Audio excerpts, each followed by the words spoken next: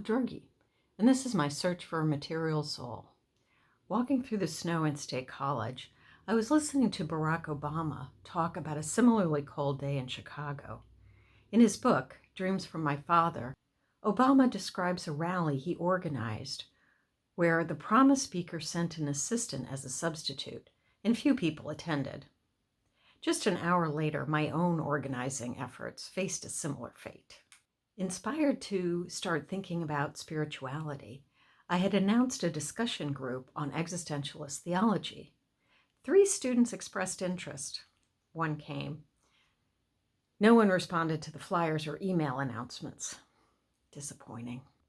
This wasn't how things were supposed to go. Pastor Lynn said we should fish for people, heal the broken, care for the weary, teach those hungry for knowledge. I teach. As you may have noticed already, my views on religion are pretty unorthodox. I didn't think many of the aging population of conservative Lutherans at my church would want to read existentialist theology, but undergraduate students might be interested. I regularly teach philosophy of mind. You can watch almost my entire introductory class on the Phil 127 playlist. And questions about spirituality regularly come up. One of the motivations for this Material Soul project was student concerns about the relation between materialism and soul or spirit.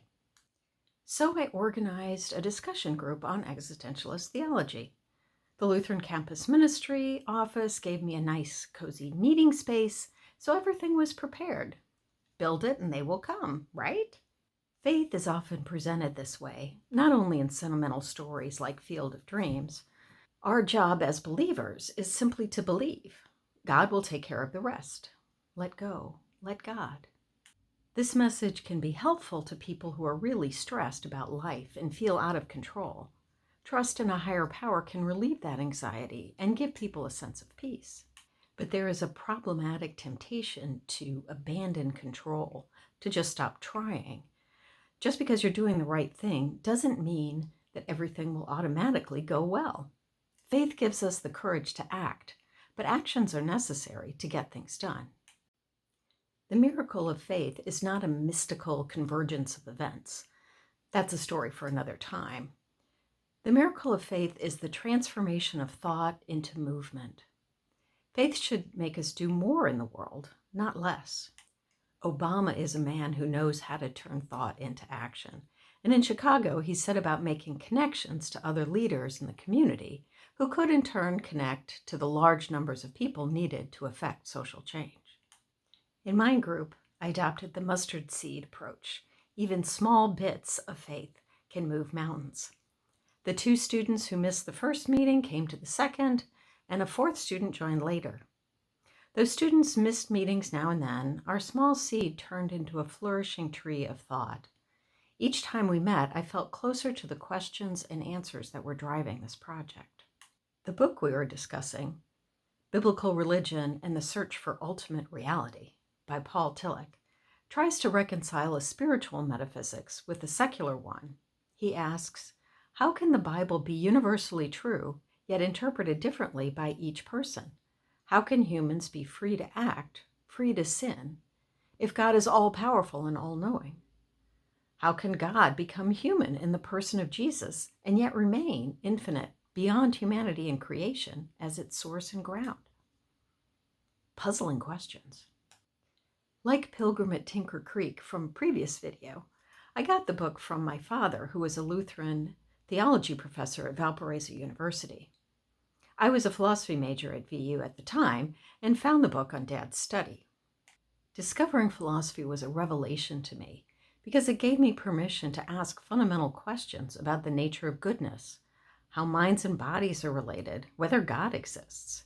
You know, the usual late-night bull session topics. These are questions I've been asking myself since at least high school, but always felt somehow heretical, like faith meant uncritical acceptance of God's will. Back then, it seemed our job as believers was to pray and accept that God's plan is beyond our understanding.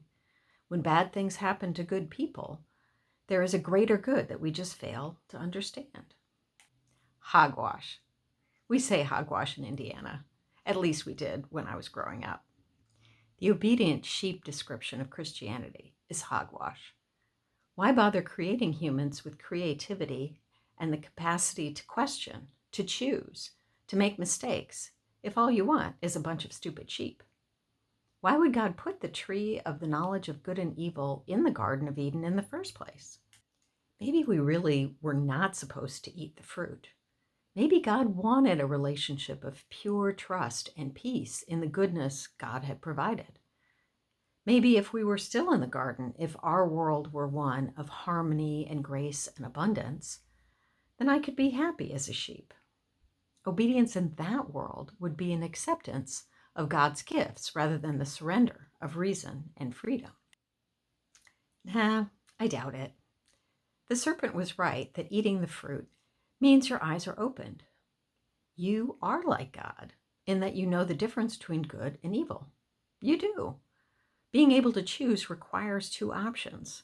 If goodness is all there is, you can't choose to be good. Only if you know that there is a difference between good and evil can you choose one or another. Obediently accepting God's gifts is failing to choose, failing to accept responsibility for choosing between good and evil.